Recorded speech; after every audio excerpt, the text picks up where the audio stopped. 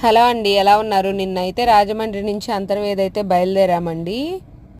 వెళ్తూ వెళ్తూ దారిలో ఒక వర్షము, దాంతోపాటు మంచిగా ఒక టీ అయితే తాగేసి గోదావరి పక్క గుండా స్టార్ట్ చేసేసాము. రోడ్లు మాత్రం చాలా బాగున్నాయి.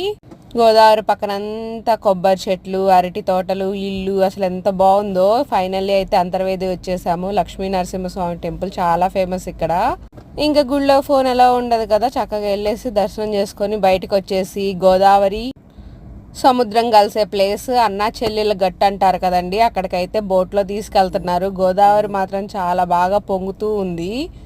చాలా భయం వేసింది. ఇంకా చుట్టుపక్కల ఏమీ కనపడట్లేదు. మొత్తం ఎటు చూసినా సముద్రము, గోదావరే ఉంది. చూడ్డానికి మాత్రం ఒక మంచి ప్లేస్ ఇది మాత్రం. మా పిల్లలు మాత్రం ఫుల్గా ఎంజాయ్ చేశారు. అసలు ఎటు పట్టినా సముద్రము, గోదావరి ఎంత బాగుందో కదా. Bye friends.